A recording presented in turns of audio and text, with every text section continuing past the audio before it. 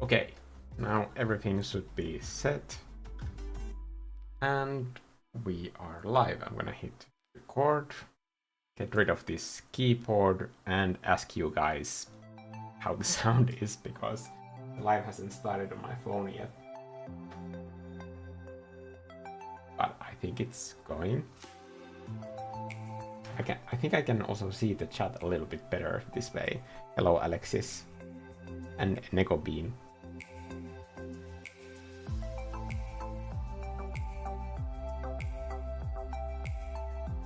Sounds good. Super confusing to hear myself from two places. Which headphones am I supposed to take off? The white ones. Oh. Okay.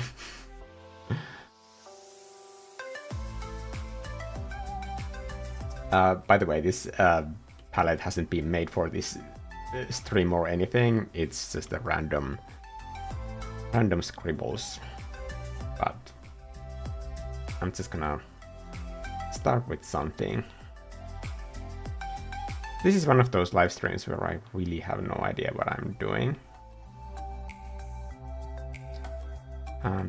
Block roll. Okay.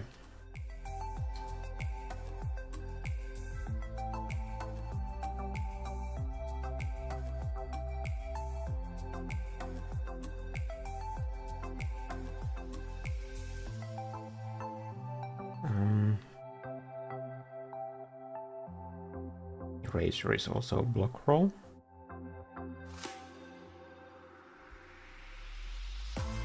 Can I sketch with this? Should I do a vertical one? How is everybody doing? Do you feel like creating some art today?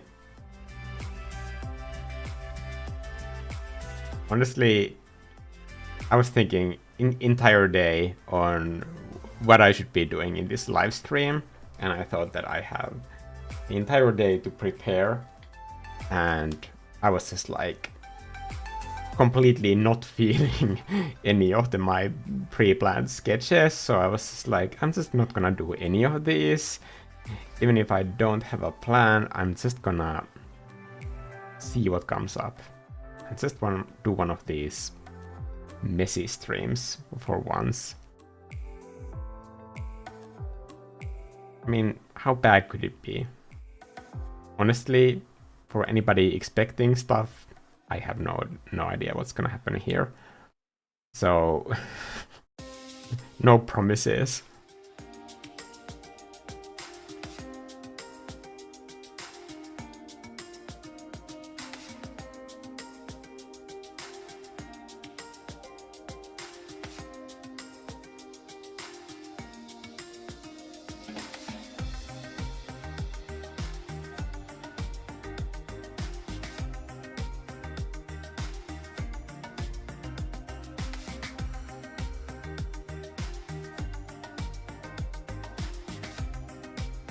I'm just gonna see what this is. Some kind of a snaky thing, maybe? This could just be a sketch and I could make something completely different. Who knows?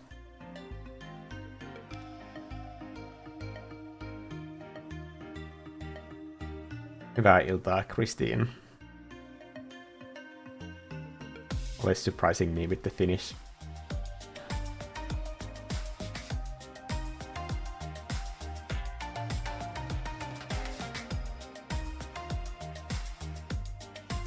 It's been a pretty confusing week thus far for me. I've had so many like preparation things for videos and just like general channel management, and I've been replying to different direct messages on Instagram and trying to keep tabs with all of the comments on the YouTube channel and what's happening on the member channels, all of that stuff.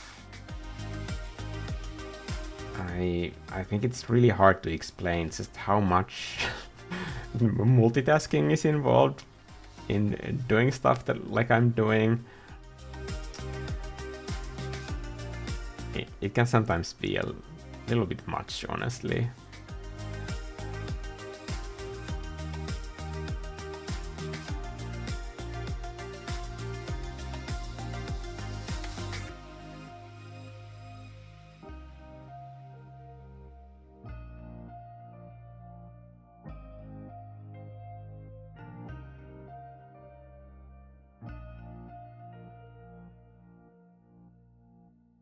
I think I'm trying to do my best in replying to everybody, but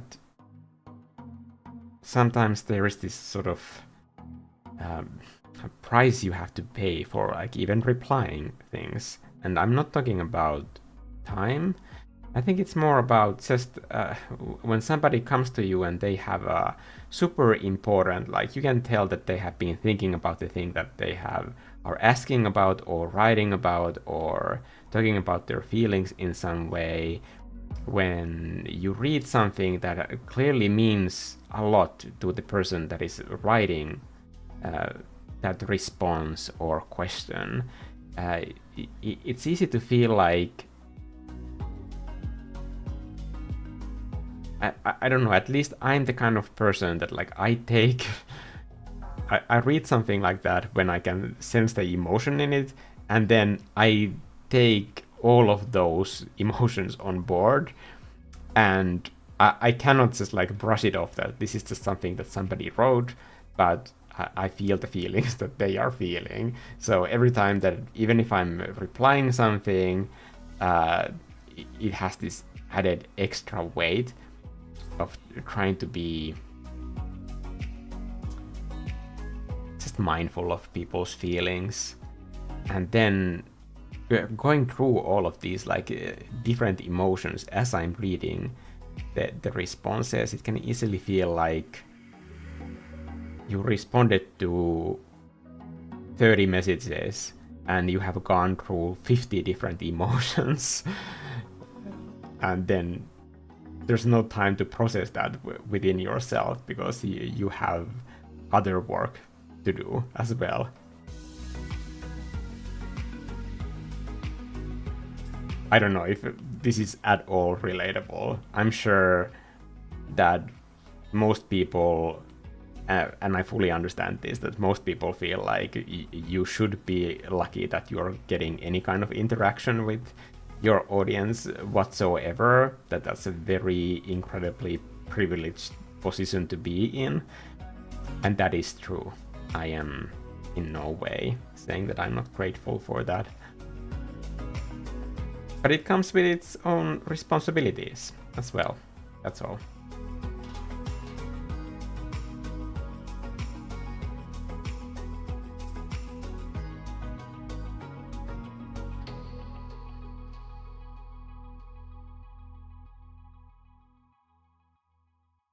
I'm just trying to scribble away to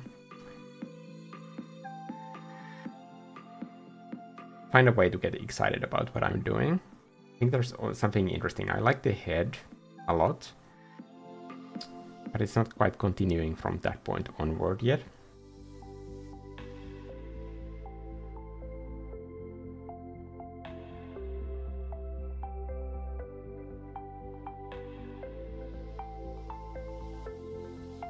Usually when I'm squiggling just kind of different character designs, just like doing circles usually helps a lot, because that way I can get that sort of flow into what I'm doing.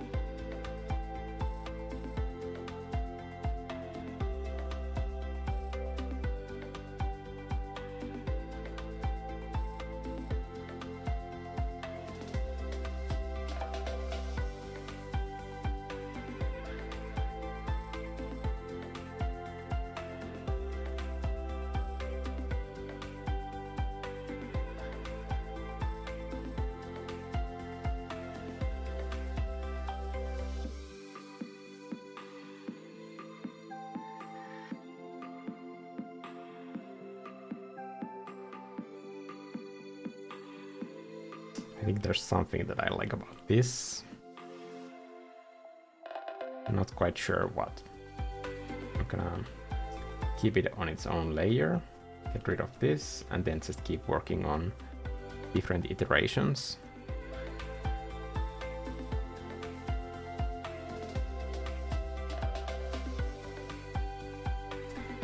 Where is the much advertised pause thing?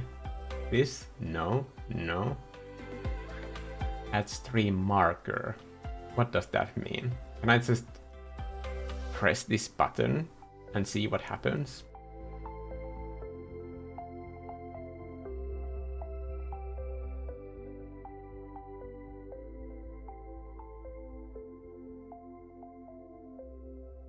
Let's try it. I'm gonna press the add stream marker.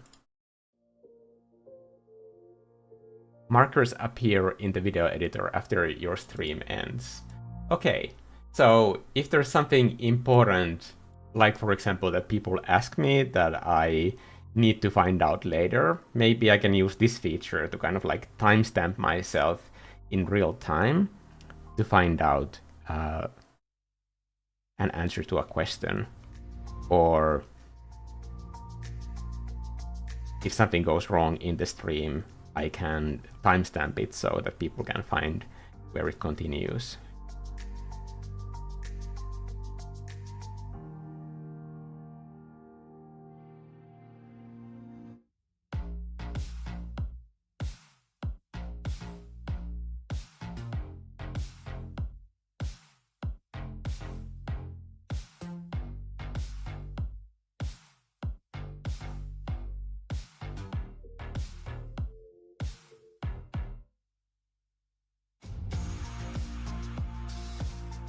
I like the spiky legs.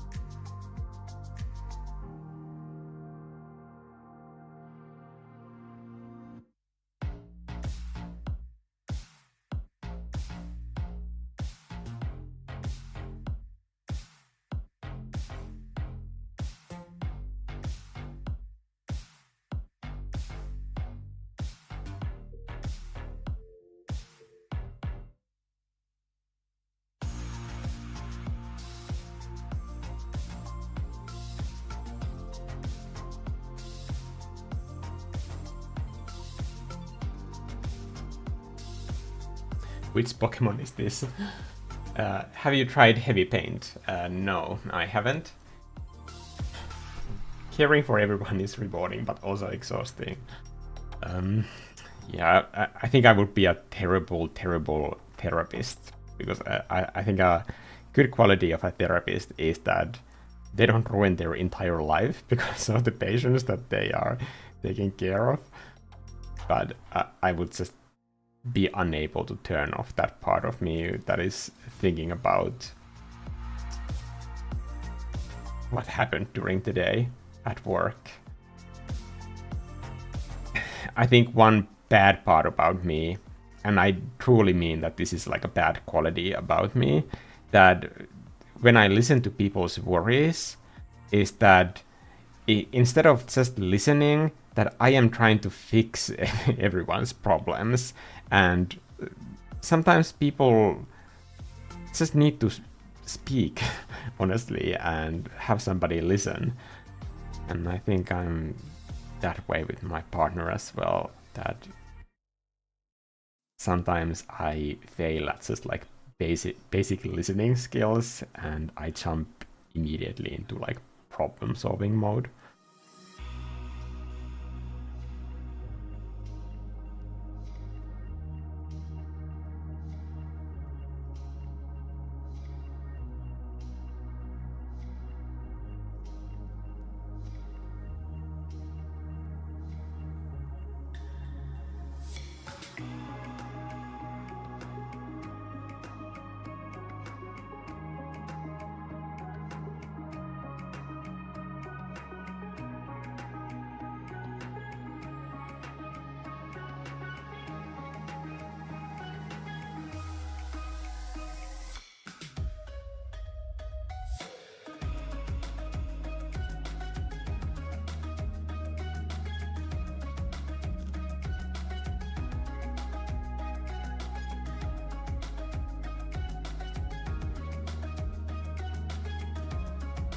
I think the dots have a clear idea to me. It looks like some kind of a hog's dog creature, but it has weird chunkiness to it as well, almost like some kind of a plant. I don't think the Pokemon question was that far off. It really does seem like some kind of a Pokemon.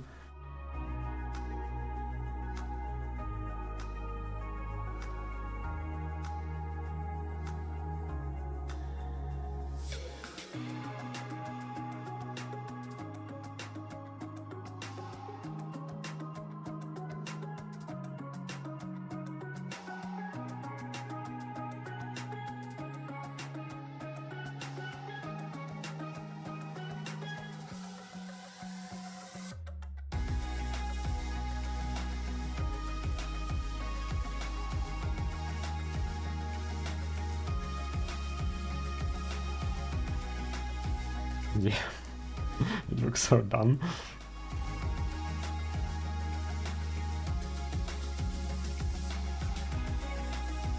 I think the original leg was a little bit better, like even if it was stickier and more simple, it's still a little bit more expressive. I like how the eyeball is just like this boiled omelette grouping down.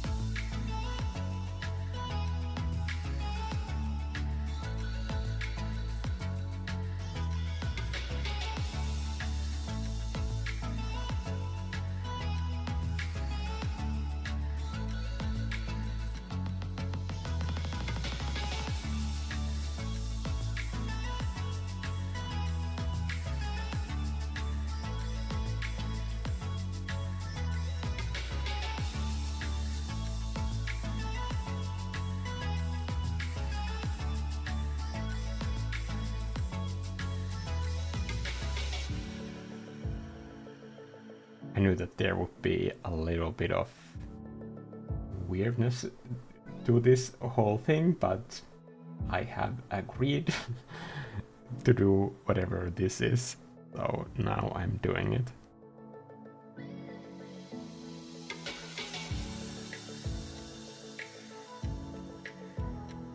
And that's it, a little bit chunkier.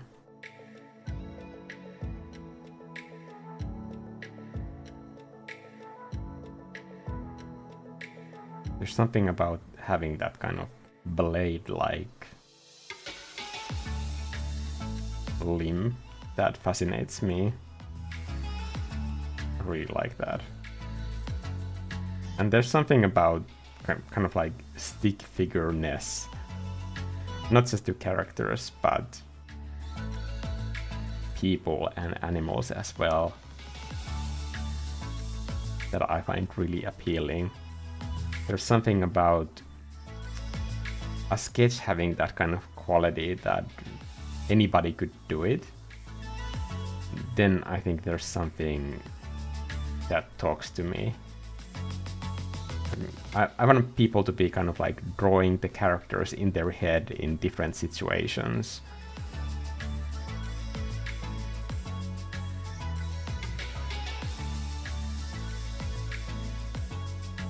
And for that to be feasible, it needs to be kind of like easy to imagine that happening.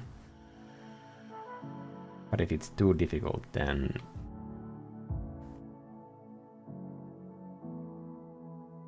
it's harder to make people imagine what is happening with the same characters, or have them draw their own versions. I mean, it's not necessary that they actually draw what you are drawing. It's just having that kind of easiness to the design, for me, is somehow really appealing.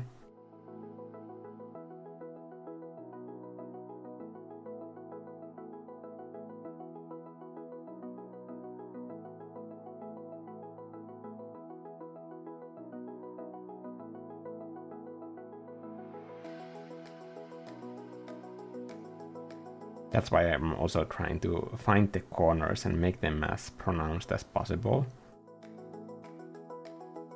So if somebody was, for example, doing the same thing in their head, they could like more easily imagine what the characters are doing.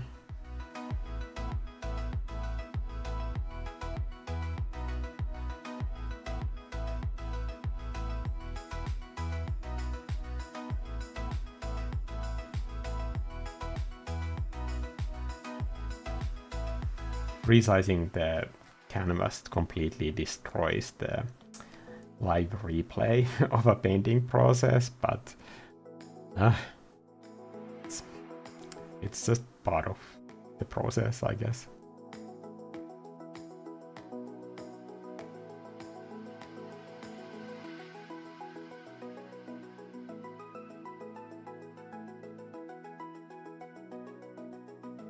The cool thing about this brush is that it's really forgiving for this kind of style. It's almost like I am drawing with a crayon. And it's almost like I'm drawing on a wrong layer. That's what it is. Damn it.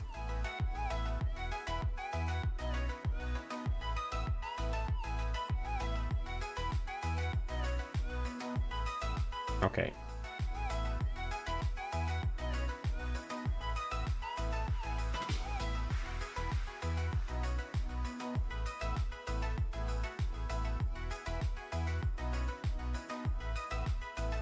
I think that's kind of fun.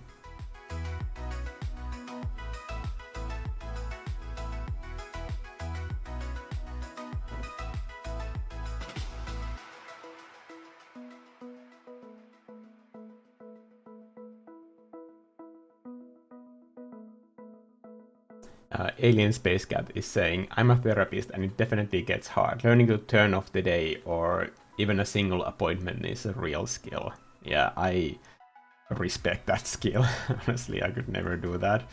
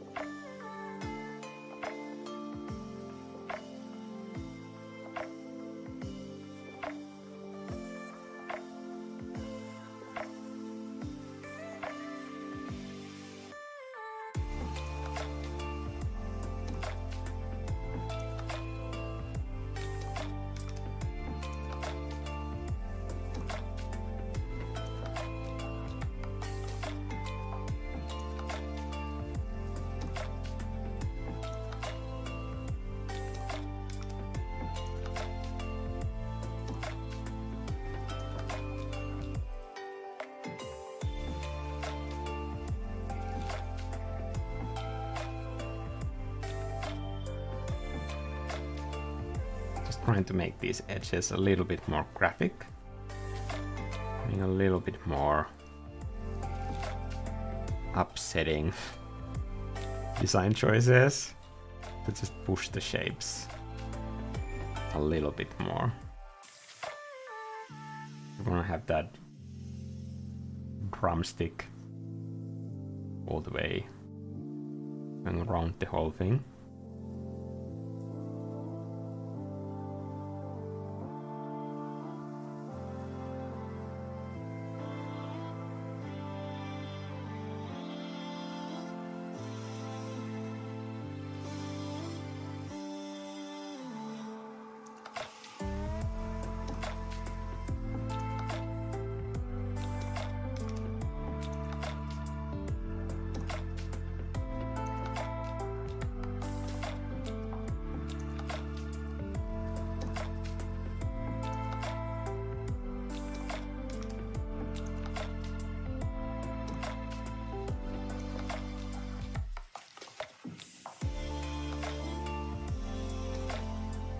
Somebody left me a comment today saying that they are really good at drawing, but don't want to do it. It's just like, wow. Maybe it was about motivation and concentration, but I definitely don't have that level of confidence or problems. For me, it's more about just overcoming the beginning. That is always the difficult part for me, because there's a lot of mind clutter that I have to deal with.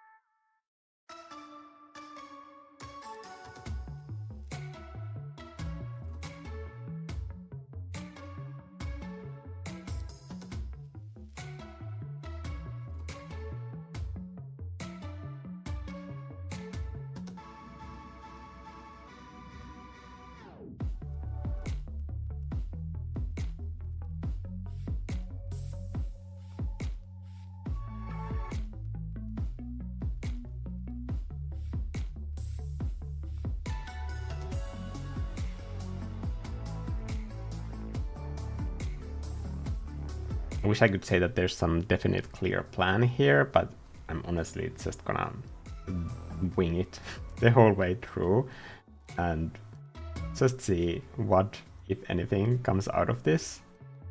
And I'm just gonna have fun with the textures. It does help that I'm already kind of happy with the character design itself. There's something fun about this.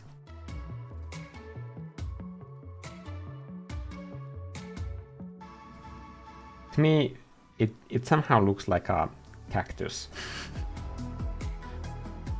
What is the size of this canvas?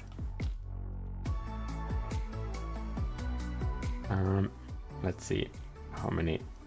56 layers. That should be plenty for this style.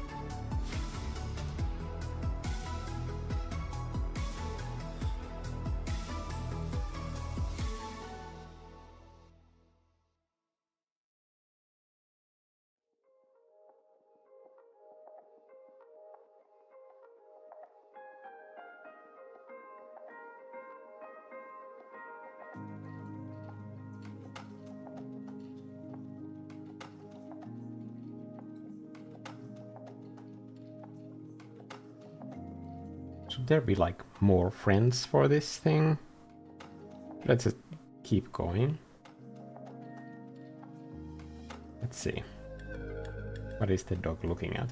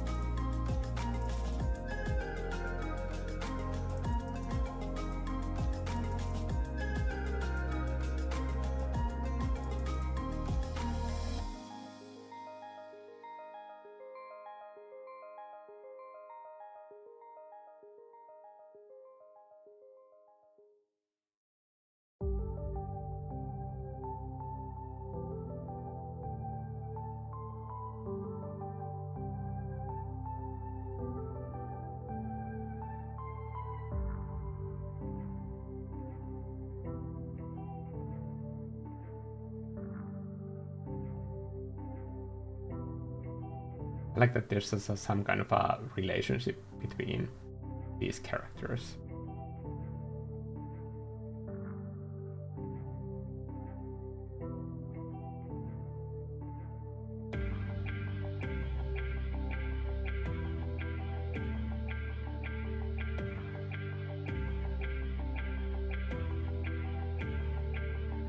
Michael is asking his wife if I'm in listening mode or action mode.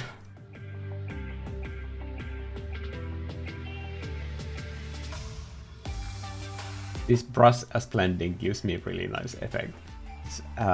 This brush, this block roll brush, it really doesn't have any opacity controls. It's always at full opacity.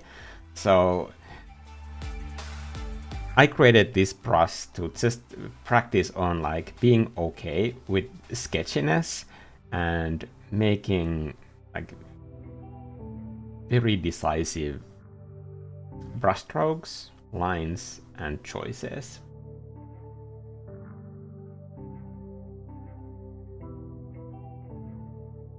So when I'm going into color palette, for example, I really have to just choose a color and go with it. I cannot keep reiterating on the same thing over and over.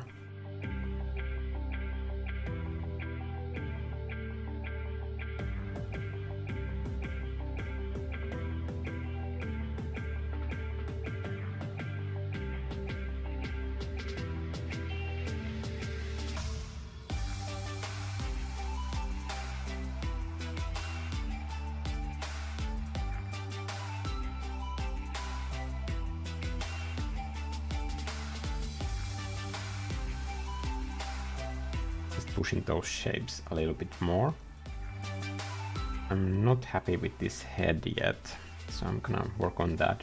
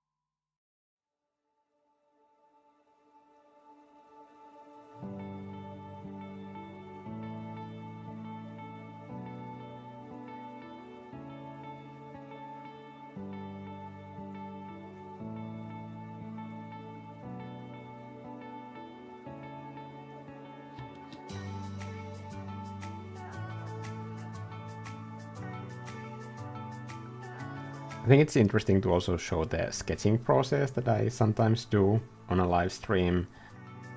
I know that this doesn't allow me to go into fancy rendering, but it's just how I get the characters to have the personality that they have. And in my experience, I often get this urge in live streams to start doing like realistic things. But when I look at my original sketches, I think they often have this sort of like life that is somehow a little bit more interesting. But when I'm here and I'm painting or drawing in front of you guys, there is this ugly voice inside of me, kind of like trying to be liked. And that usually ends up me making like safer decisions than what is really good for the artwork itself. And sometimes I don't have the confidence to see that some kind of like a crazy funny sketch was better than the final rendered version of it. So I'm just trying to actively fight against that voice as well, and that's all about this brush also making me make those bigger decisions. It's not allowing me to make perfect lines, and that makes me focus on the bigger picture.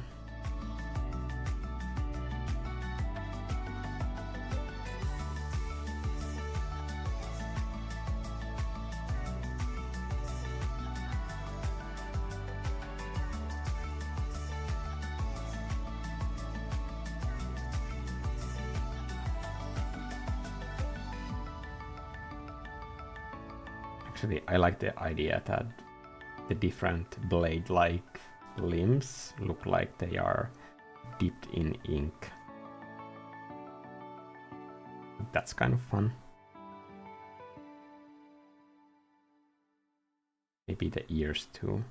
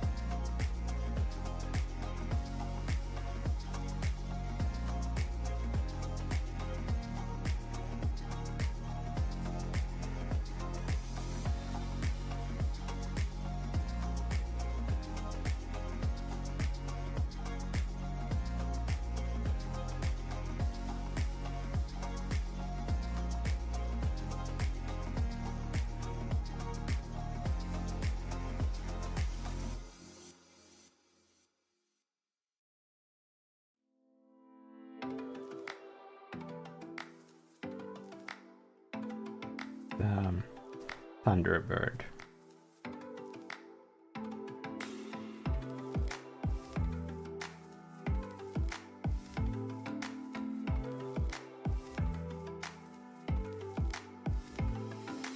The brush texture looks like an ink stamp. The brush texture is actually from block print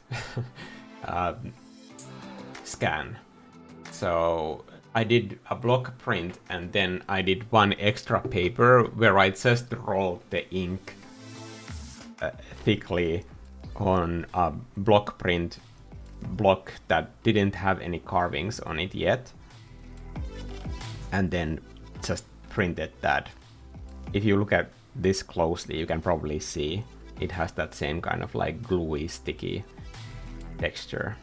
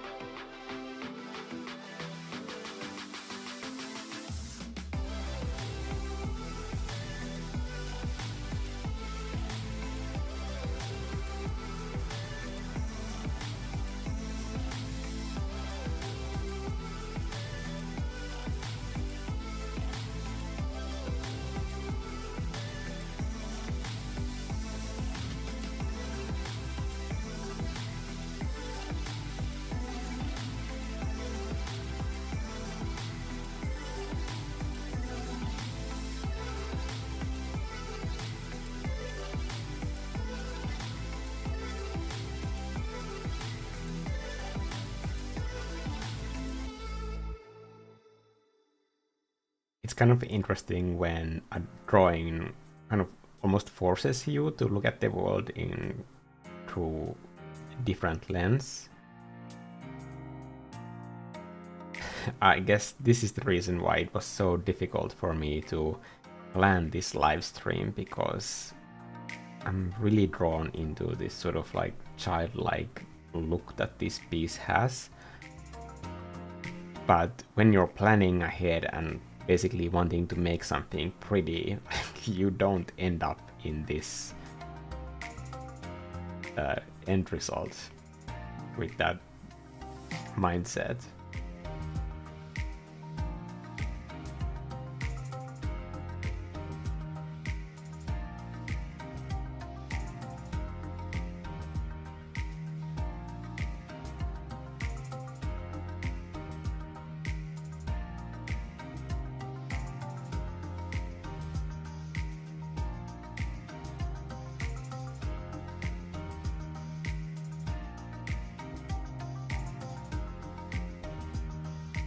For some reason, I really want to add something almost decorative into the background.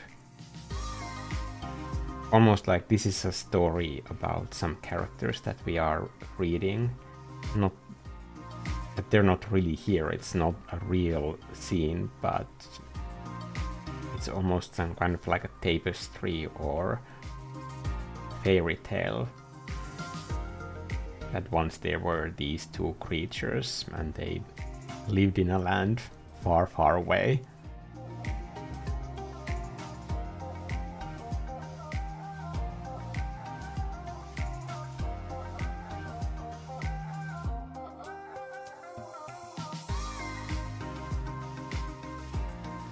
I've been recently thinking about talent a lot, and I think one video that I really want to write is for people who don't feel like they are talented and who feel like art is some kind of a skill that other people just have and they don't.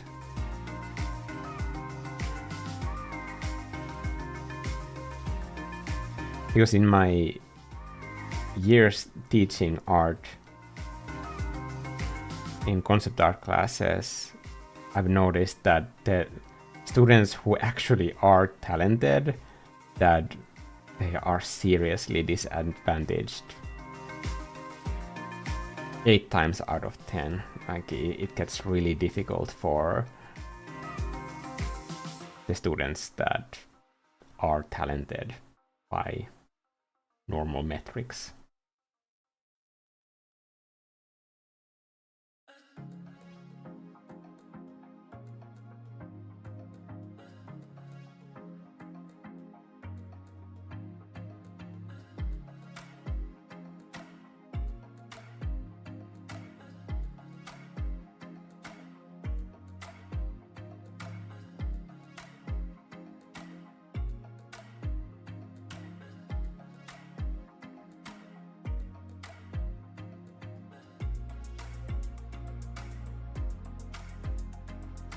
I wasn't really thinking of using this palette, but it just so happens that it works pretty well with this idea so far.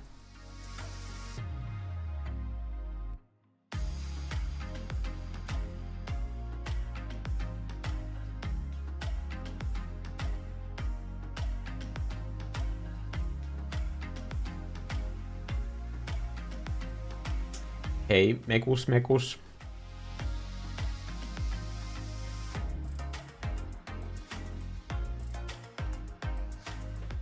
Manati is saying, dang it, Mikko, now I want to draw dogs and foxes instead of finishing my work. You're welcome.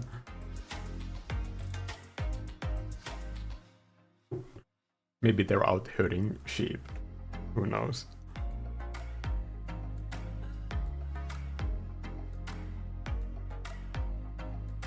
Super interesting seeing your process today, because in the last few months of streams you either came up with an idea already or built it very quickly. I spent ages trying to understand where my drawing is going. Great to know that this is because you are actively trying to avoid easy decisions for people pleasing. To me it looks like that Corgi is on a stroll with his spirit animal, deer fox. I love this. Yeah, I think Silvinka82 is onto something. I feel like the character in the background might not be here. I mean, is this a spirit? I think it could be a spirit.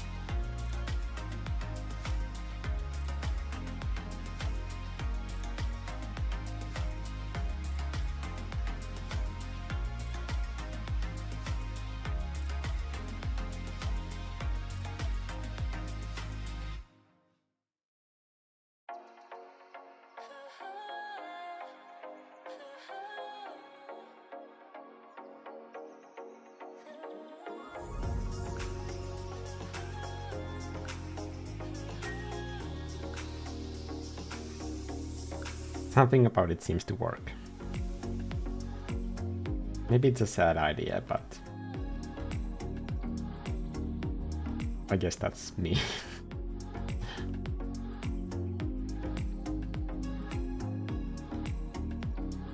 That's how my partner once described my art. It's always something cute and sad.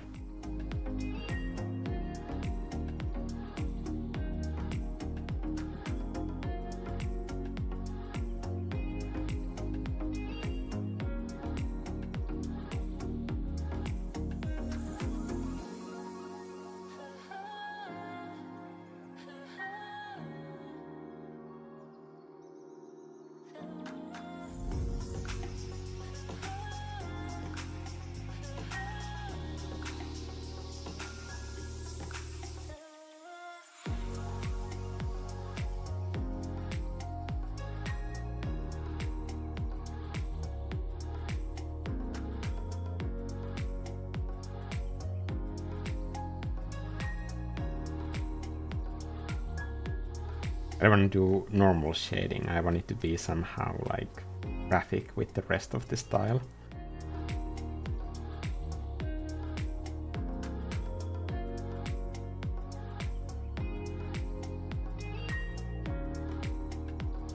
Also, I want to apologize. I'm not really sorry, but I understand that some people show up for these streams expecting... I don't know what you're expecting, honestly, but you probably expect something, and my creativity being so unpredictable probably doesn't make this super satisfying experience for you. So if I say sorry, it sounds like I'm in control and I'm somehow knowingly doing this and disappointing anybody who was expecting a cute house or something, for example. But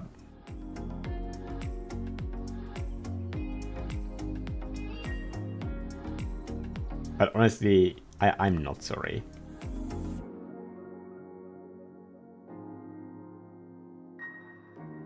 Because I don't think just my creativity is like that. I think a lot of people think that they have motivation problems or they don't have the inspiration, but maybe they are just running away from the actual inspiration that they're having. They want to do certain thing, but they want other people to see them doing some other kind of art. And reconciling that what you want and what you would like to be doing are completely different things sometimes.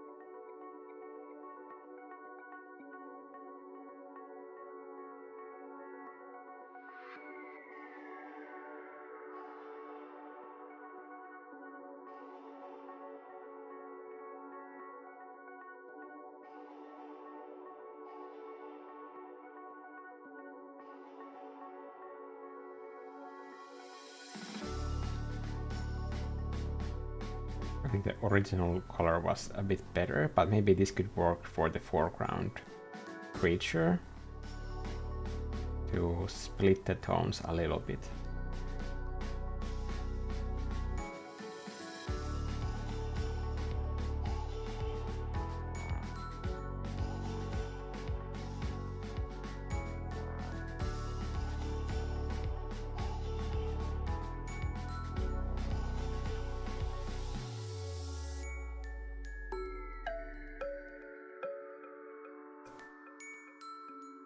Have you thought about your motivation problems. Have you ever had this sort of like aha moment and like this is actually what my motivation was missing? Because everybody here has moments when you do pick up the pen or brush and then just start making art. Is there something that made you do that? Or is it just doing it? Personally, I always like to think that motivation is one of those things that it's the worst type of co-worker to trust your productivity on, because it's probably not going to be there when you need it. At least mine isn't. So for me, the only thing that actually works is just routines.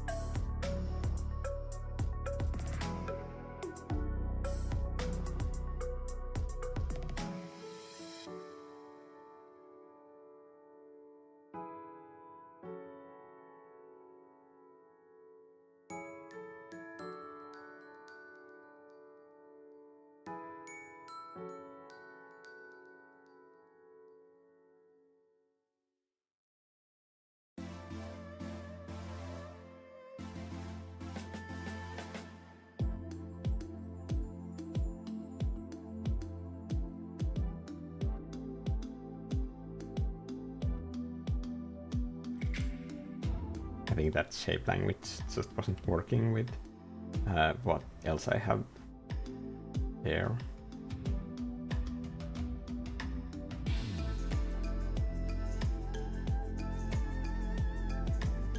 One thing that could also make this even a little bit darker is this.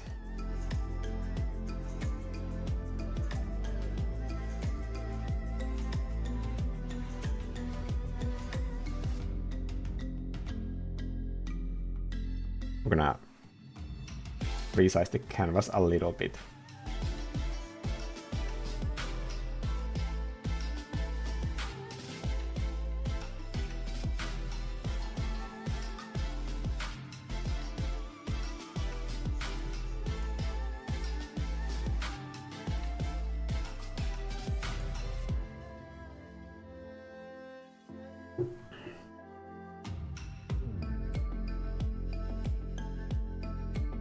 I'm looking at this with the boathouse painting in the background as my home screen.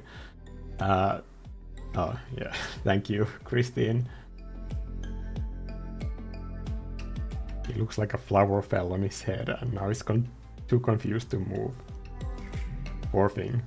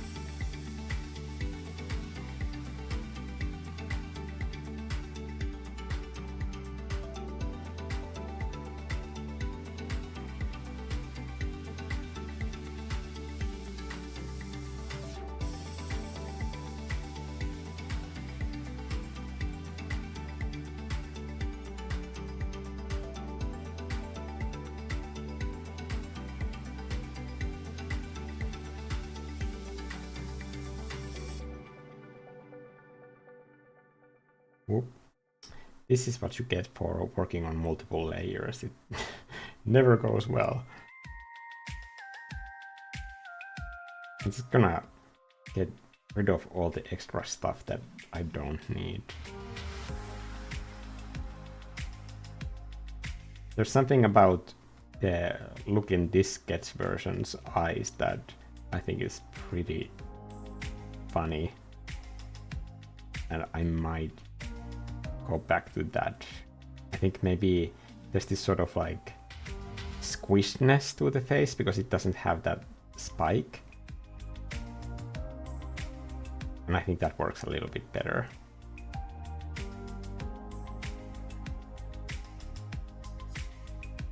Honestly, I can just commit to these and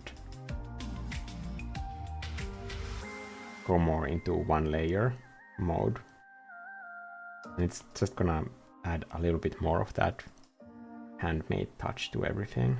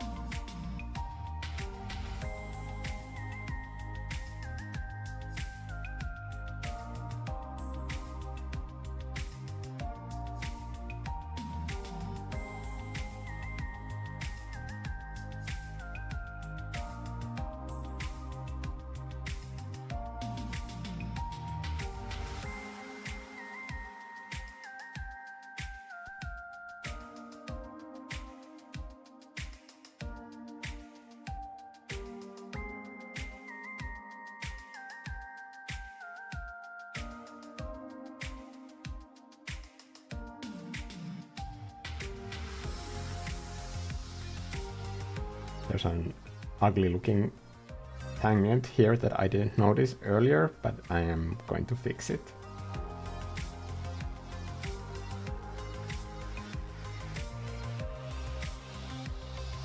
Maybe I could just give it its own whole space. Can you see how the tail is kind of touching the corner of this block? This is exactly what I meant in my previous video when I said that when you have more graphic elements, every single element needs a little bit more space than when you have painted elements. Because when you have a billion different lines and details, every single detail starts feeling less and less important. But when you have only few details, every single detail feels incredibly important.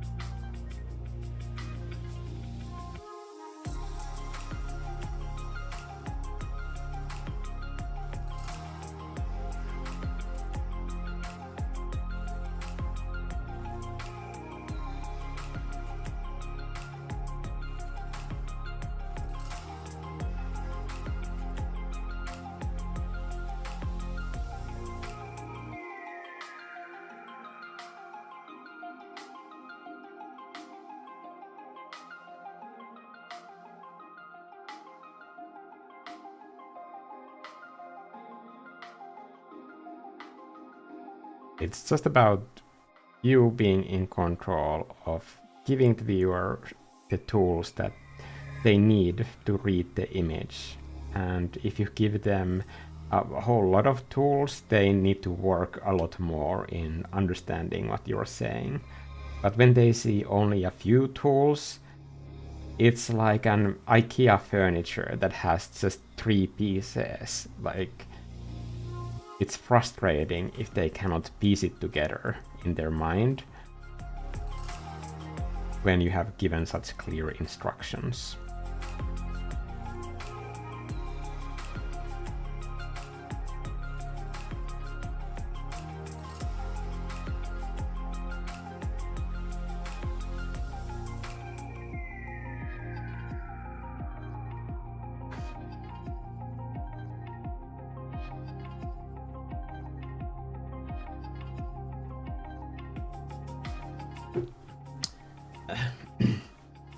Thank you, Frank, for dropping by. I also love that picture of Frank on Discord recently, because every time that Frank shows himself on Discord doing some kind of art activity, he always has this sort of like biggest smile ever. Sorry if anybody is getting motion sickness. I'm trying to focus this on my face a little bit. No. Come on, camera. Work with me a little bit. I'm trying to also make art, so please don't make this so hard. No, it does not want to turn. Okay. Anyway, Frank always has this expression in his photograph where he's in some kind of art activity. Like if you put crayons on a golden retriever, he looks that happy. It's very infectious.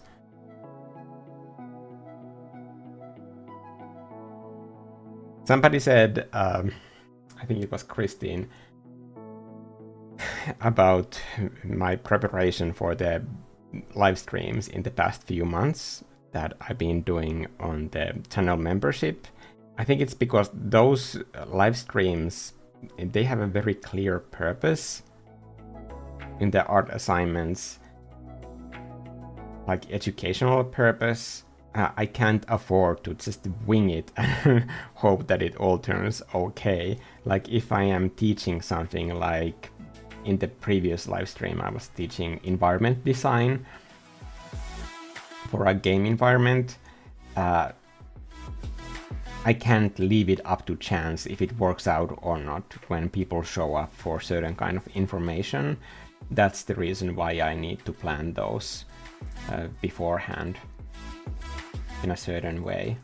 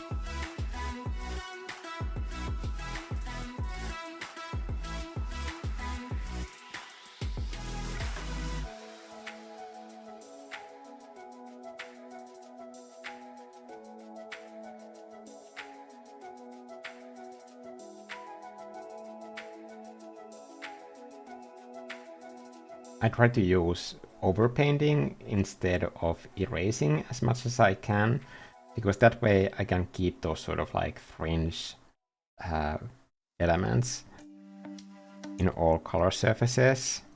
And I already know, without having the distance of time, I can clearly explain what those edges are about.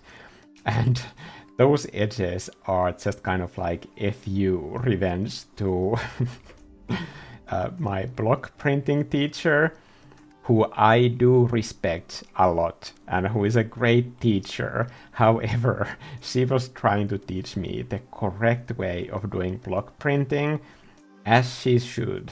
I don't want anybody to be turning against her. But she said that I'm very lazy at cleaning up the plate before doing the print process, and I would end up with these sort of like edges, like you see here. Can you see those black things?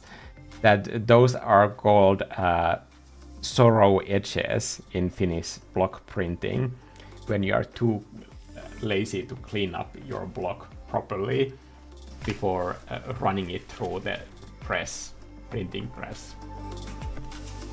My god, I really don't want to break my screen doing this.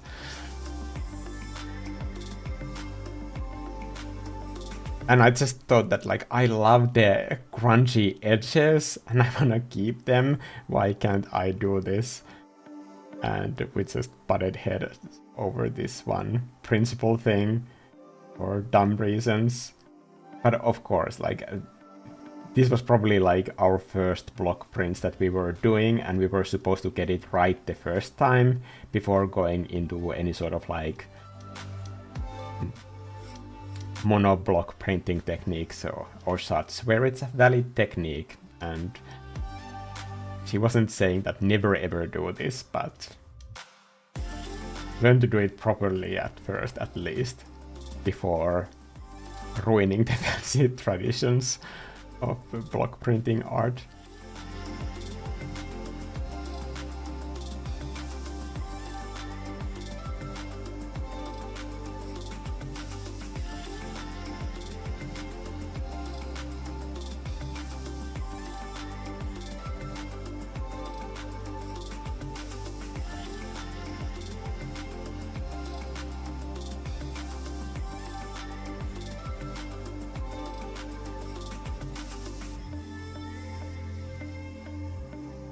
Maybe I don't need the halo. I think the ring is almost doing the halo thing for me. Not sure. I could use color there. Kind of make it glow.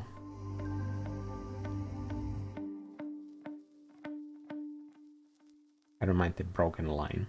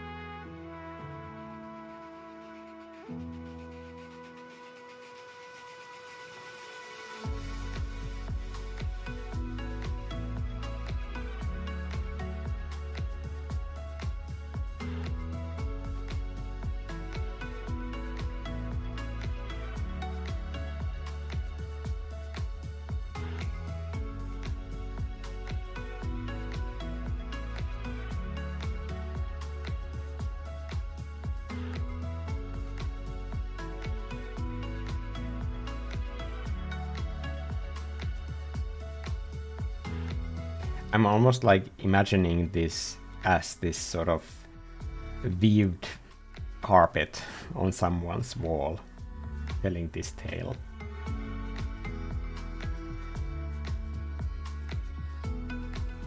And how that would be constructed.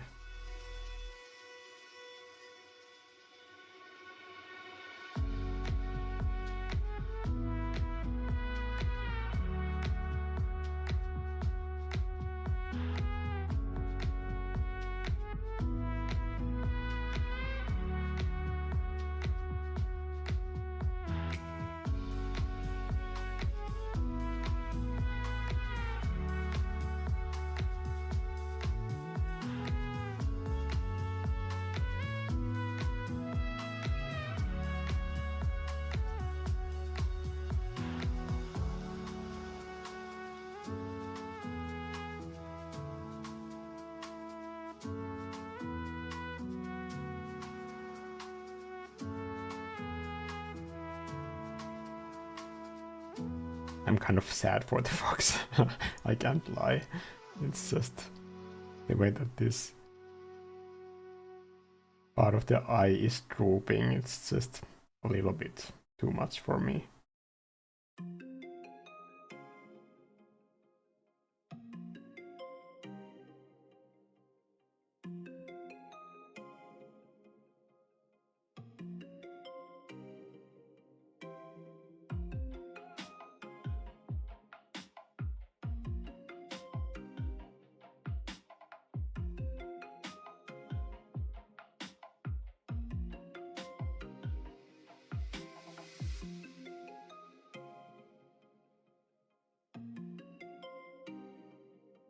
Whenever I'm doing something in this style, I think these are the paintings that are the hardest to post online, because then I always go through this like weird mental gymnastics process that like, should I be posting something that is so different and so on? Should I have a brand or whatever?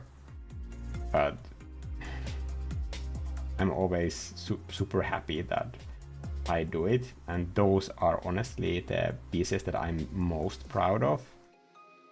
I think whenever people ask me what are my favorite paintings that I have in my gallery, those are always the ones, and I know that people are expecting me to say one of the paintings that they like, something that has 10,000 likes on Instagram or something.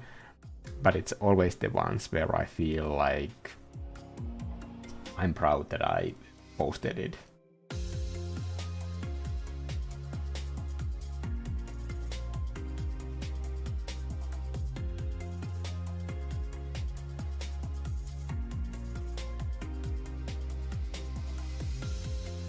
Could there be a more graphic way to do this tale? I like the way that it's breaking things already, but still, let's give it another try.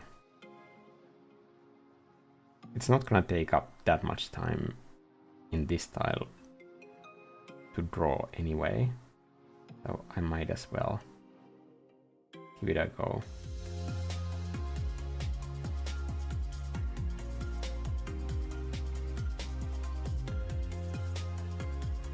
Kind of more like a sumi-e or ukiyo-e type of graphic woodblock print line. And even that could maybe be more pronounced. It's gonna do it one more time. Sorry, I know this must be super frustrating to look at.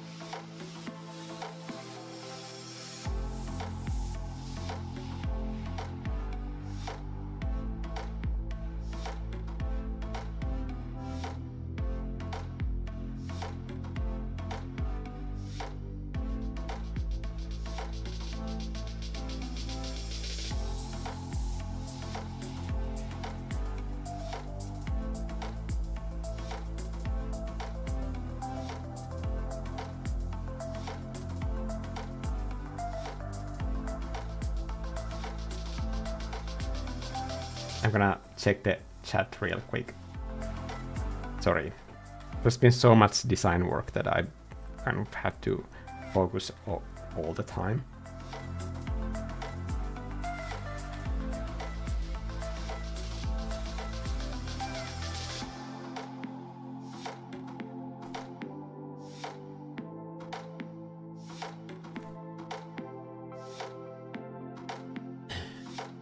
Spirit animal is not a sad thing. It's like spiritual guiding so that baby Corky can be an awesome sheep herder one day. I've been addicted to my sketchbook, Nekobean is saying, but need to draw sticker designs for an event next week, so it's a weird case of I want to draw, but I'm forced to draw instead. Yeah, I can relate to that. Hello, Lala. Thanks, Faded Summer Dream.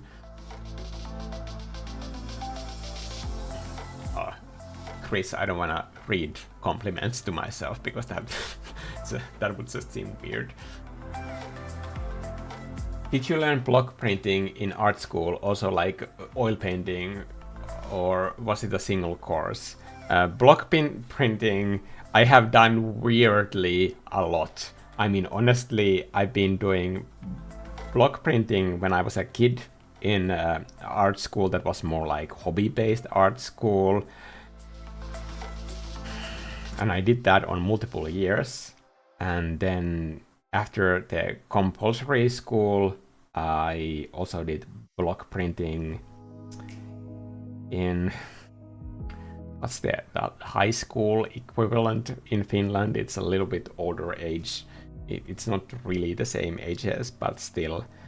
In Lukio, I also did several courses of block printing, and then in art school, I also did block printing, and I've also been taking block printing courses just for fun.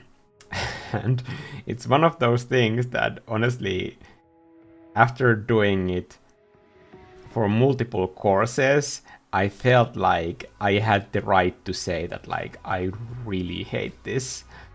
But now I've been doing it sometimes just for fun, and I kind of like all of the things that I used to hate about it. The chunkiness and the graphic elements and the limitations of the medium. I think those are all really cool, but I really used to hate it before, not gonna lie. I thought that since I've given it such an honest effort in trying to like it, that I am somehow allowed to say that I don't like it. But it was just like preventing me from eventually getting to the liking bit, which I ended up in the end.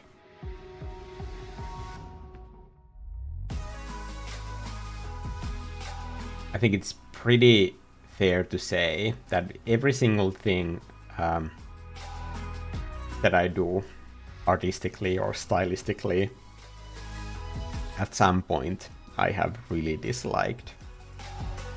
Maybe this should be going the other way. Definitely. Because the small fox creature is still alive. So they are going towards their future, and the spirit animal is guiding them on this path as they are encountering different things like ladybirds. Okay, it's not like the greatest adventure ever, but it's an adventure. There's also apiphobia warning for what is happening right now.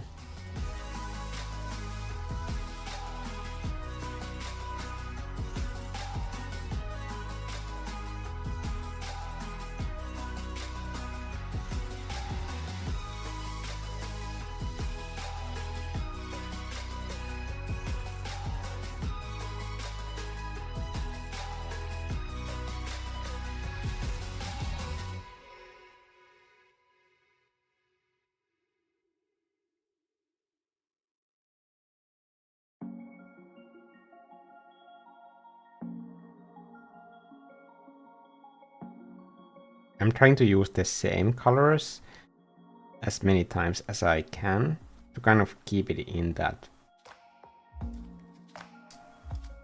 old storytelling look.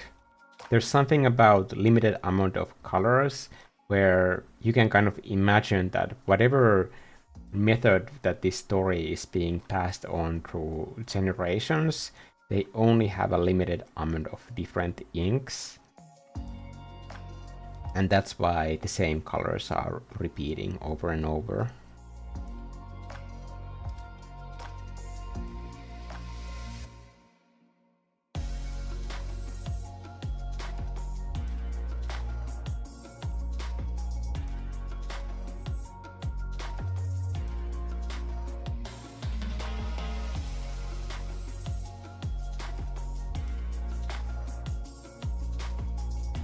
Maybe I don't need the flower. I think there's a lot of shapes happening here at the same time, so I might get rid of it.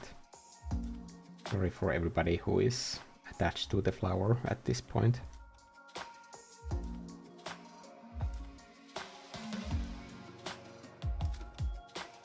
I think that might work a little bit better. I do like that I made a kind of a mess in there. I'm gonna figure out where these damn legs are going first before I continue any further.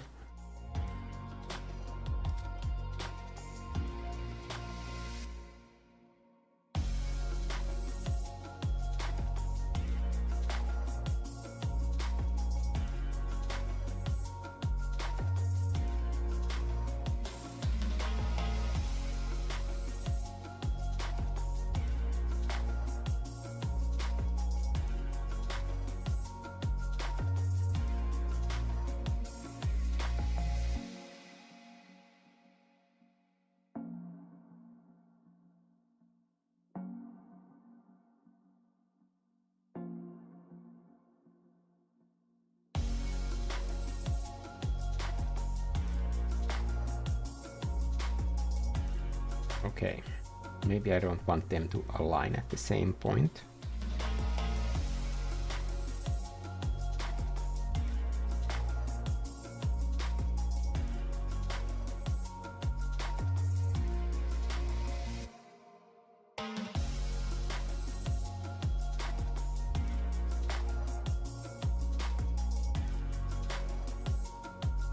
There's a natural point in the spirit animals side where the nose can go to, but I still have the problem of this other leg aligning here.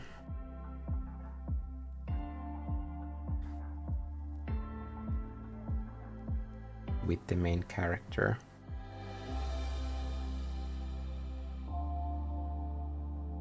Can I just push it a little bit more?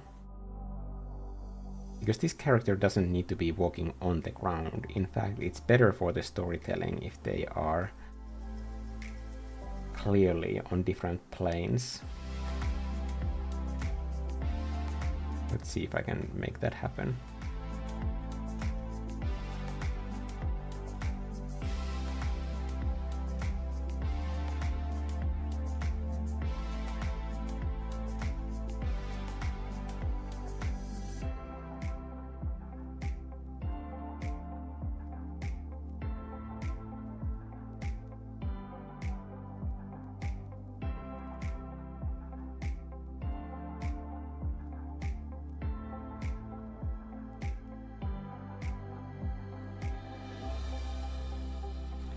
Yeah, it's still not a big fan of that.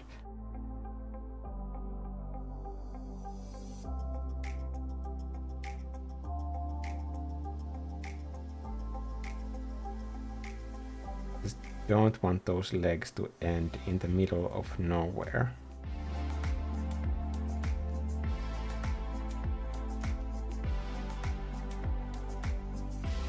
Also, just having these little stumps in the background is no good either. Maybe there could be an element in between these two, so I could avoid this entire problem altogether.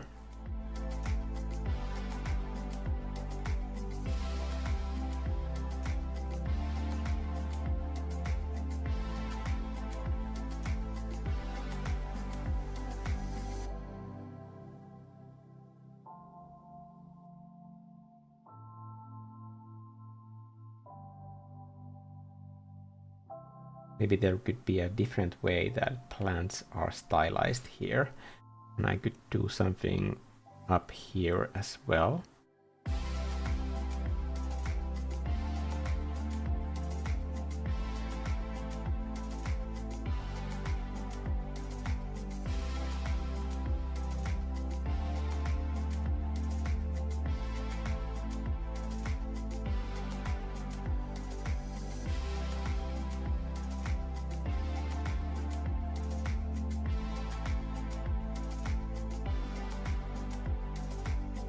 Not sure.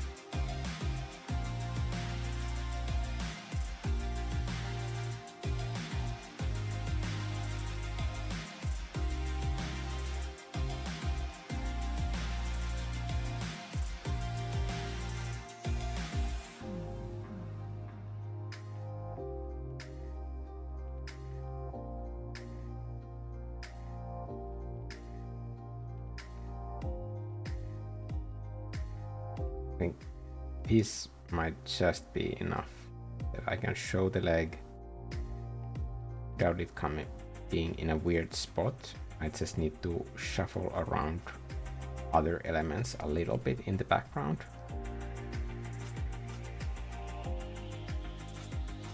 Sorry, this is just the result of having few elements to work with, and then their placement is the thing that you are fiddling around with.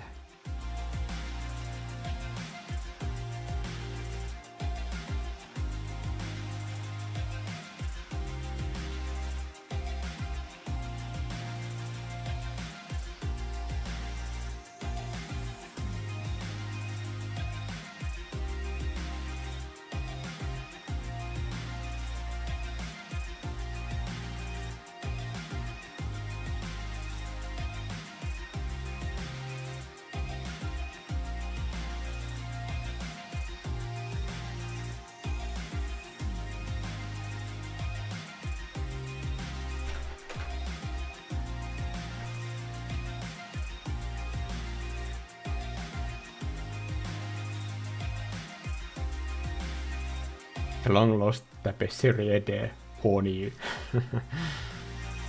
I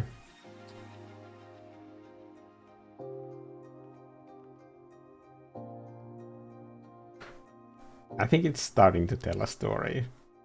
I think the more that I make art, the more I realize that telling a story is a lot harder than just doing a picture. And especially when you know that somebody else is going to hear that story, you always are put into a position where you end up revealing something about yourself.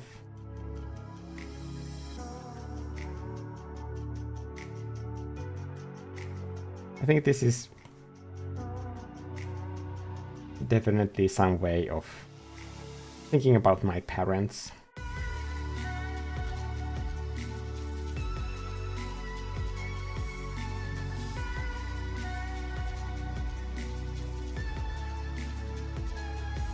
And at least to me, it's pretty obvious that I am the weird. box creature. Yeah, I am pretty clueless sometimes.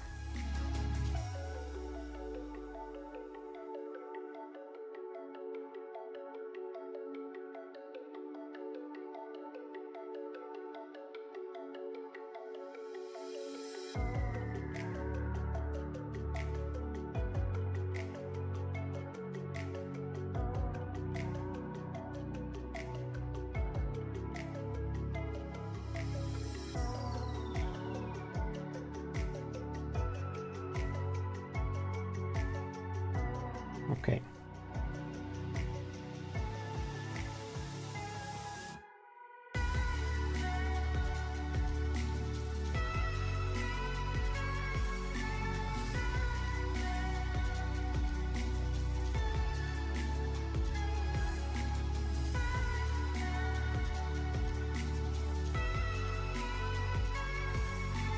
I recommend that you try this sometime, that you put yourself into a position where you have to come up with just constantly new patterns in your art. I don't mean that it has to be in this style or even this subject, but even if you're doing a landscape painting or designing a character or clothing for a character, try to set yourself these sort of mini challenges that you are trying to invent new patterns that could be a symbol of the culture within that world or within that design, and give it some kind of meaning. I think it's a very rewarding experience, and you always learn new ways to kind of make your style be your own that way.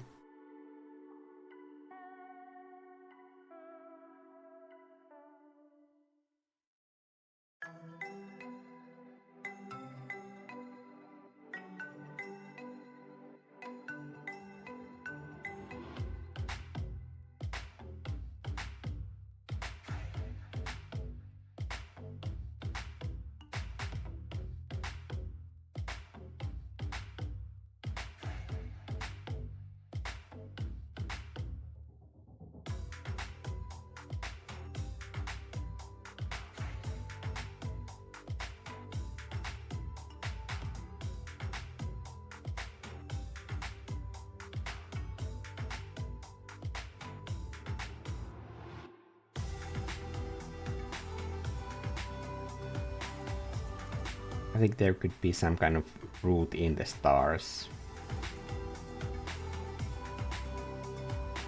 implying that there's a purpose and there's a direction to life.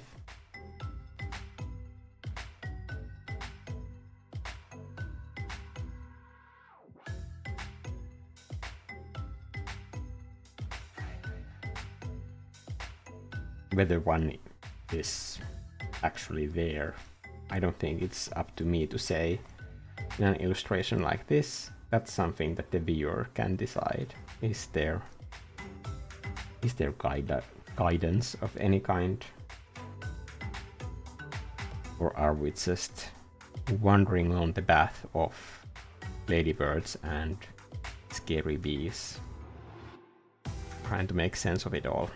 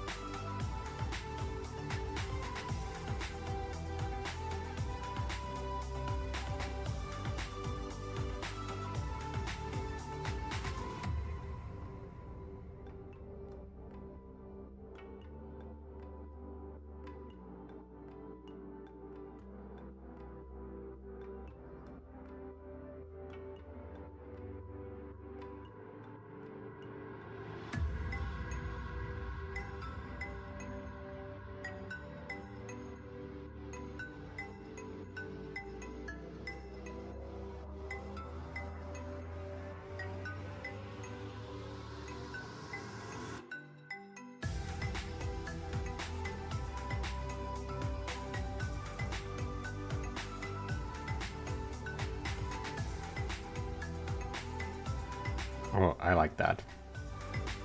The weirdly tinted greenish tone. I think that looks good. To me, at least.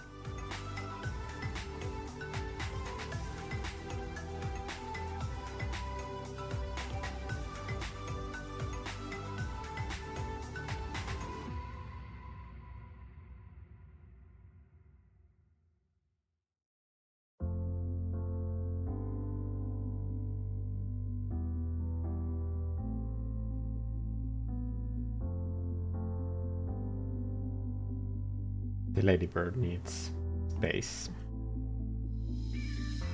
I'm gonna do that.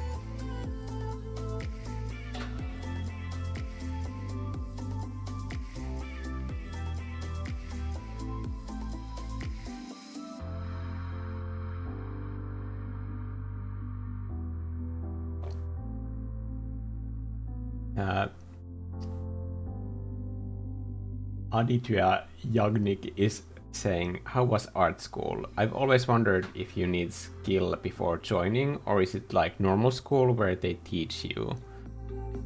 Well, I think the point of art school is to learn how you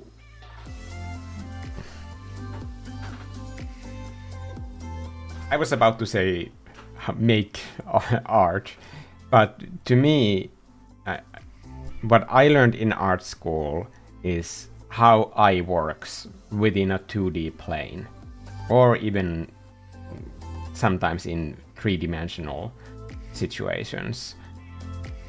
And that same rule set is something that I teach in my art course that I sell on Gumroad. It's the same that I use for every single painting, and it's basically the basis of all of my art. And it's also what I teach in my concept art classes as well. The checklist method is not a way to make images, but it's a way to understand how other people read the 2D canvases that you make.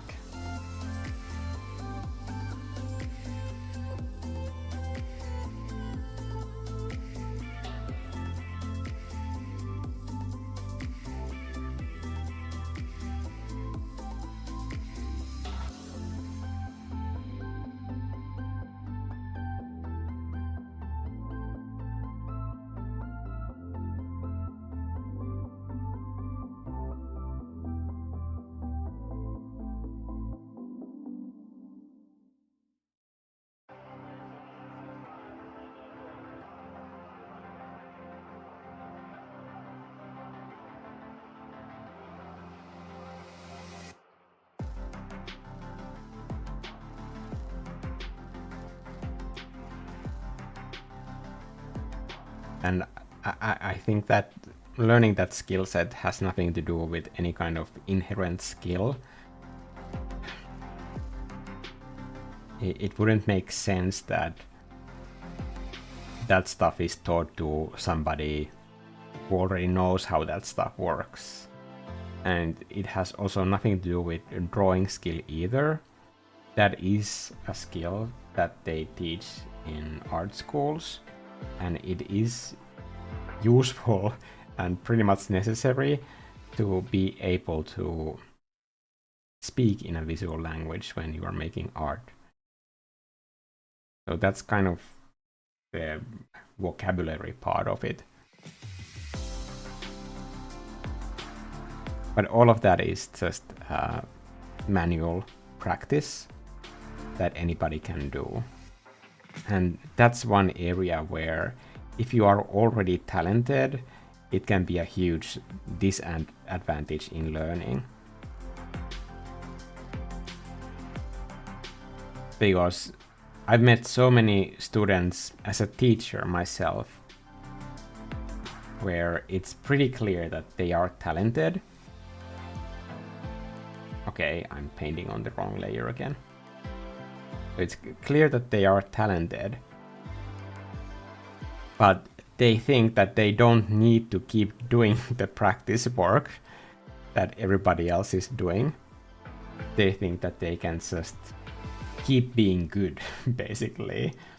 And then everybody else who is paying attention and doing the work, they keep evolving, and the students who were always the best in class at drawing and so on, they get left behind by everybody else who is just like working to learn the language and understand how other people read images. Because that stuff doesn't come intuitively to anybody.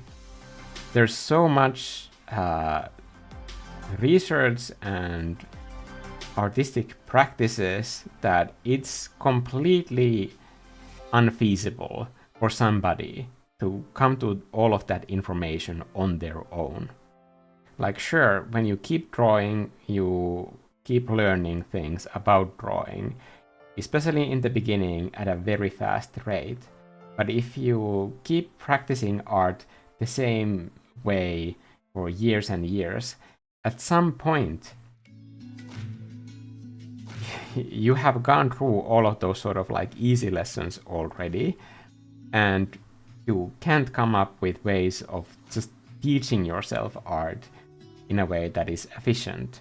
Or you can keep going at a slower pace, but all of the art teaching, it's not something that one person somewhere just invented, or somebody who knows how to paint, they are just talking about how they can paint to other people who cannot paint.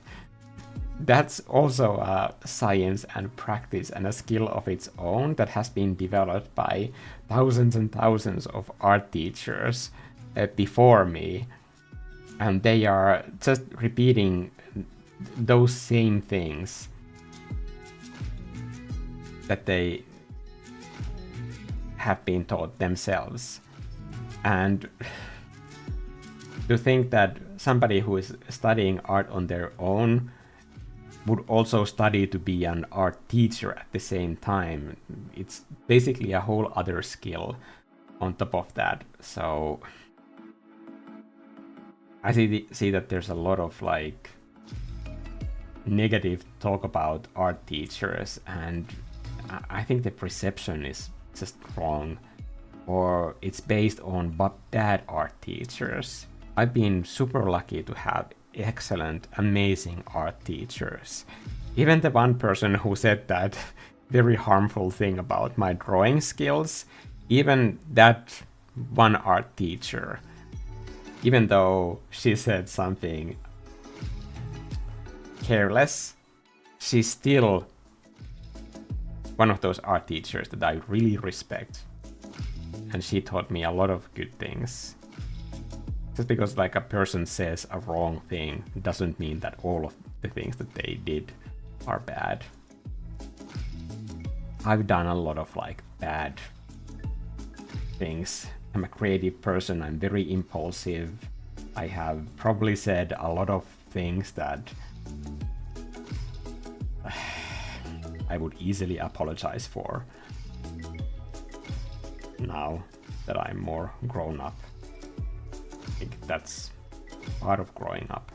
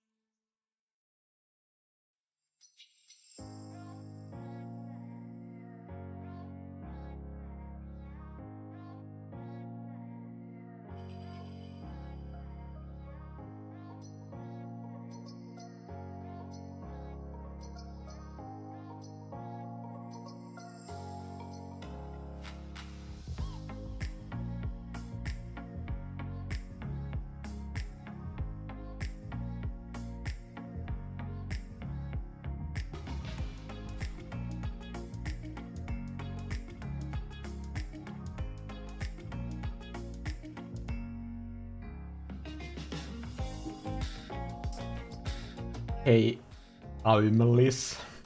I'm really struggling with pronouncing your names.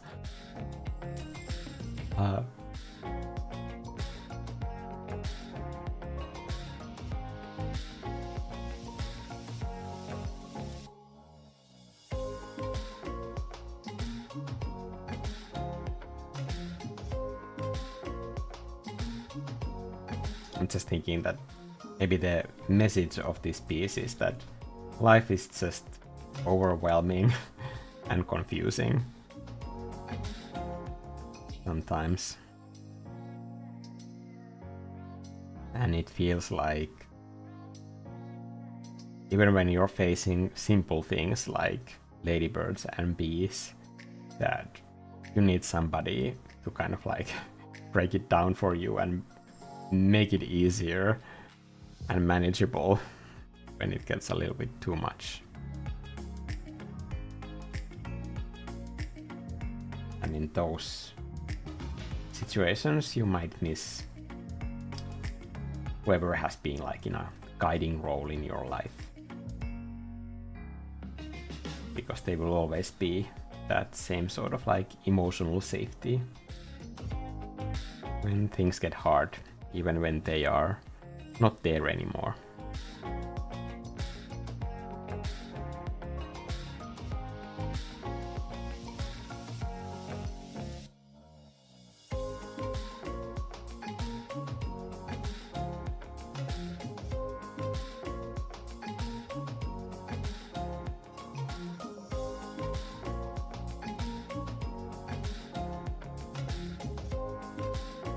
I'm really happy with where this painting has kind of like taken me during this process, but it's also pretty wild that I have to kind of like invent a completely new visual artistic identity just to do this idea in the way that this idea wanted to be done. Now imagine that if I had done this in this sort of like more painterly, maybe three-dimensional way, that how it would affect the way that we are reading the message. I think you've seen more kind of like 3D paintings that I have done. You can imagine what this would be in that style. Can you see in your mind when you think about that how it would change the way that we see the message?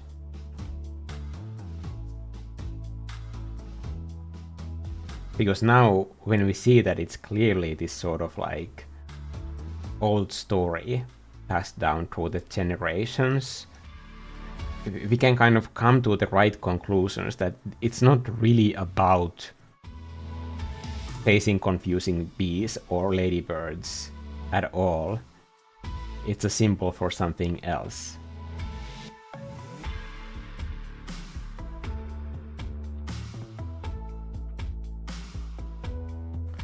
Damn it, Mikko. Wrong layer again.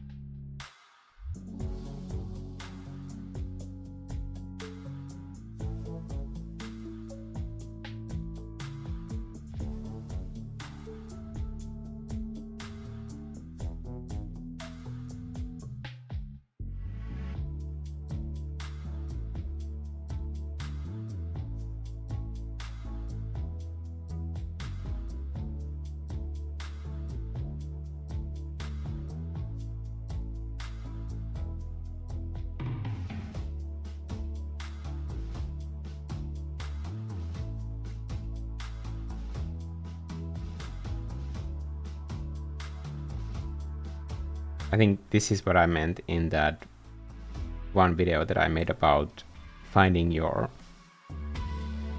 art style, is that just stay open for the fact that some messages are better done in different styles.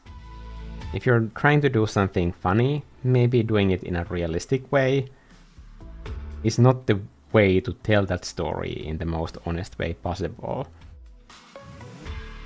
And when you want to do something scary, maybe having a super graphic illustration style for that is not the best way, best tone to get that point across.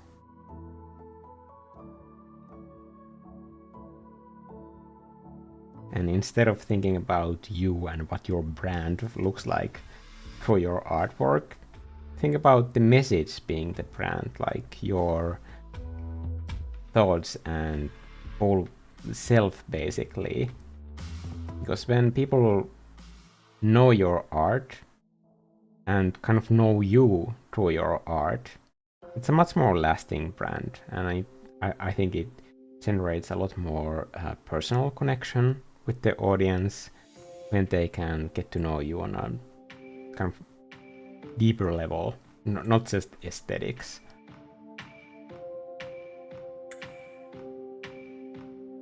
The aesthetics of your art, they're like clothes that you put on your ideas.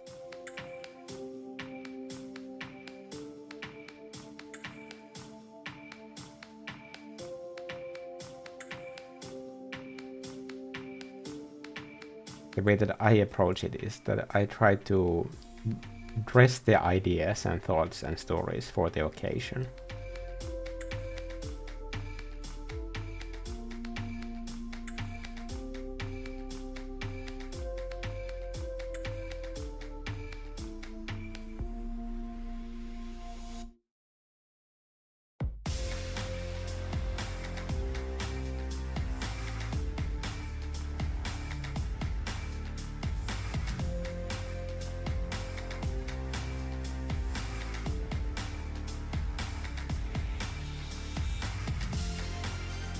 I'm trying to add things, but the more that I'm trying to add, honestly, I feel like it's there already.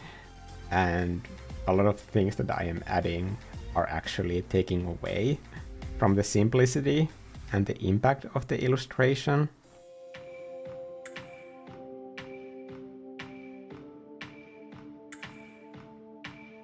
There are some live streams where I feel like I can't possibly paint fast enough because there's so much to do and so little time.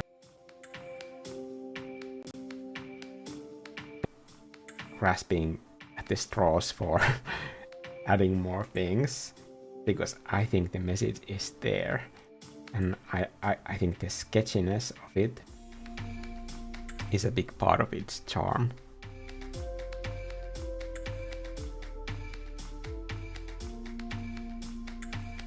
I think the head position could be tweaked a little bit.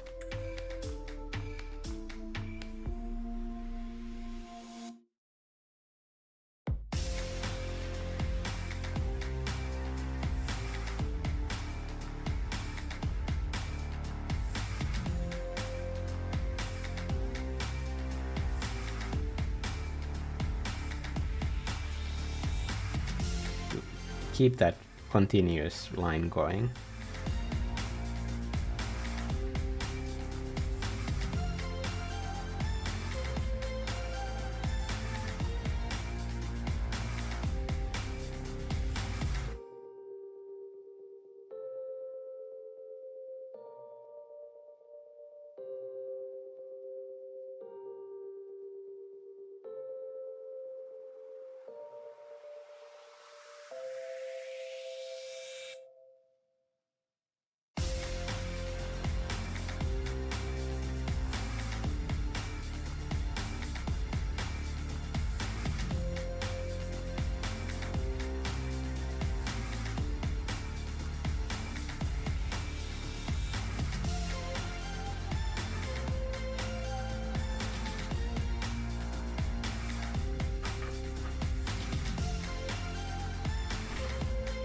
Nicholas is asking, do you take drawing requests?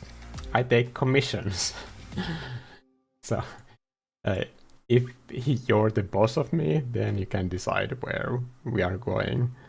But if I am paying for this art, then the least I can do is decide where the art is going.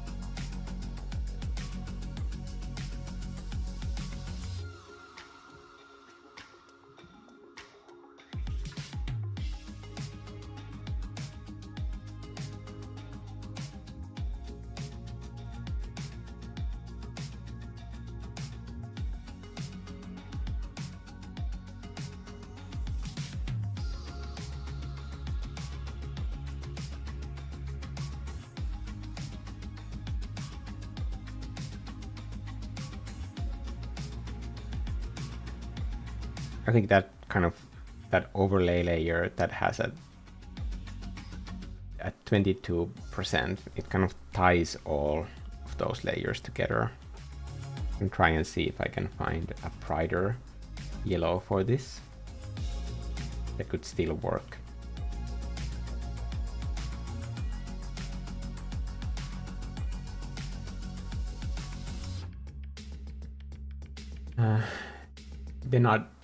Sometimes I get lost in so many possibilities of this exercise and don't finish my drawing. How could you feel and choose to stop changing everything and keep going around one decision to finish?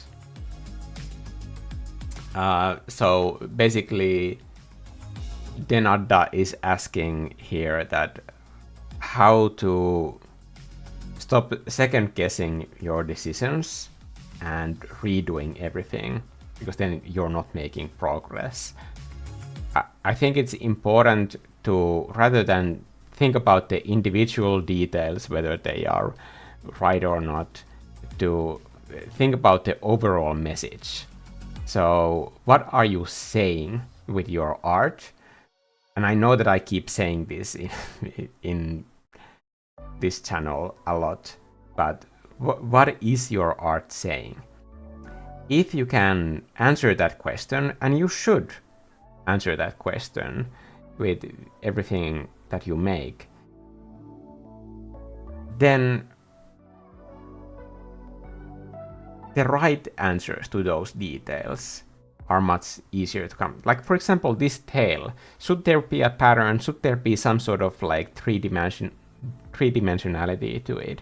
If I know what this painting is about, it's about feeling overwhelmed and missing the dead that used to guide you through life. If I know that that is the message of this piece, it doesn't matter how that tail is painted. It doesn't matter if it's three-dimensional, if it has ornaments or fur or details, or if it's graphic. That's not the point. The only thing that matters on how to paint the actual tail is to do it in a way that it doesn't interfere with this message that I'm telling through this art piece. That's it.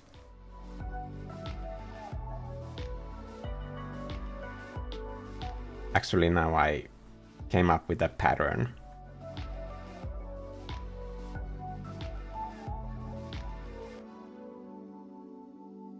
This is like arrows, kind of like pointing the way, that this is the direction that life is going, but we are hesitant to go into that direction.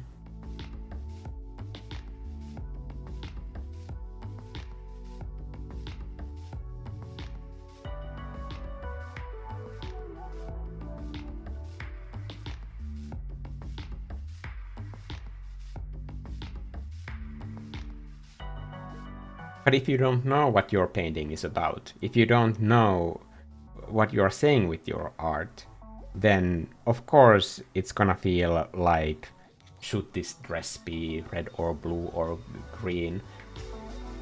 Because there's no definitive answer to that. If you're doing just a picture, and if the end goal is just to make it look pretty, then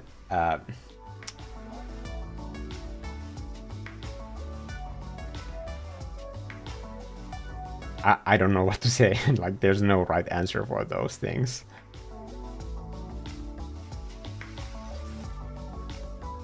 Even for a character design, a piece of weapon design is never just cool because of the way that it looks. It's cool because it means something important, and there has been like a clever visual design to tie those two elements together.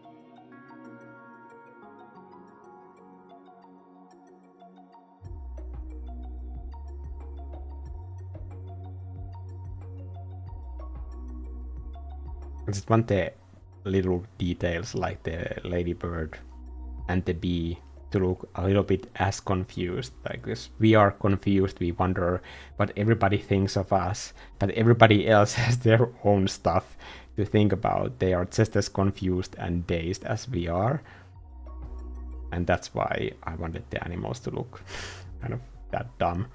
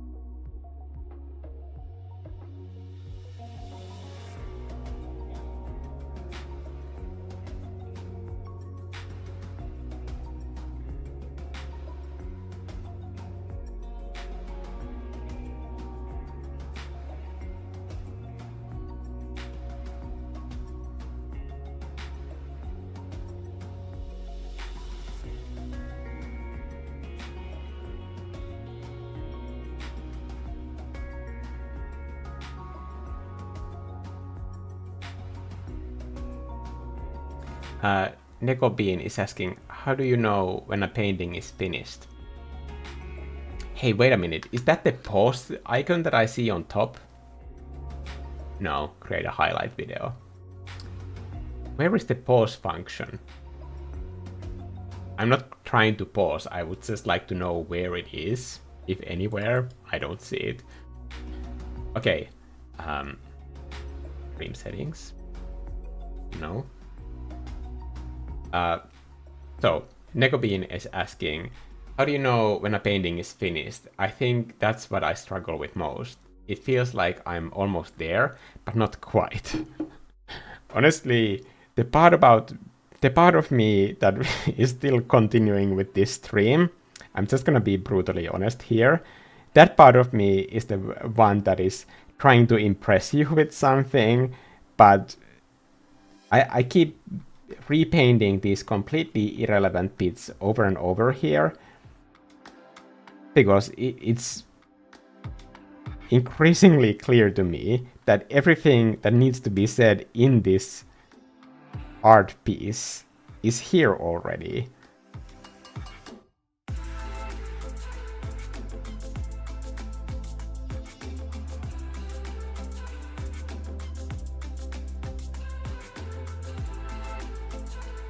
I think the finished question is the same thing as being decisive about what you are making. It's asking that same question again. What is my painting about? And if you can answer that question, if that answer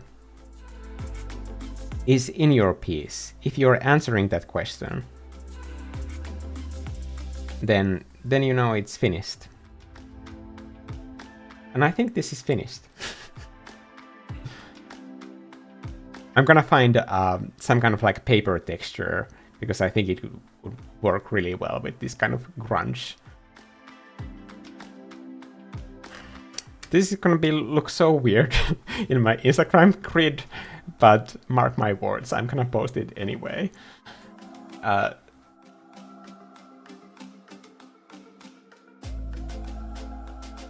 Okay, do you like cake? Of course I like cake. Carbs are like my favorite main food group and basically my entire purpose in life. I think this is the piece.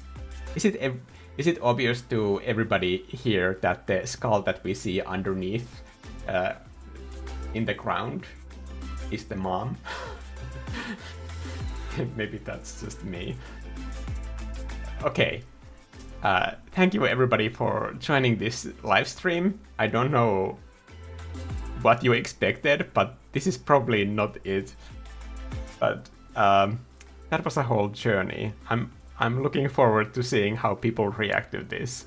There's probably going to be a lot of like whiplash, but I'm gonna post it anyway. Thank you for joining this stream.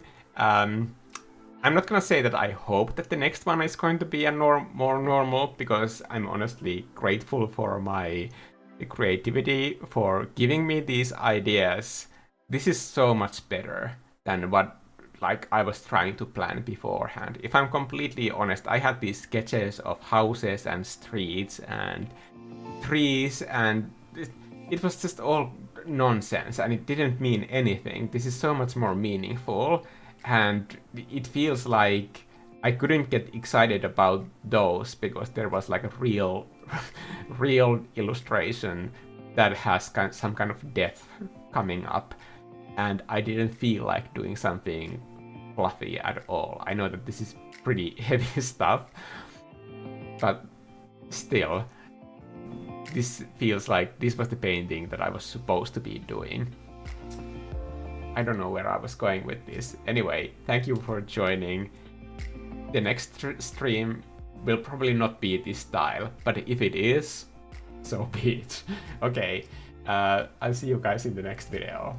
Bye.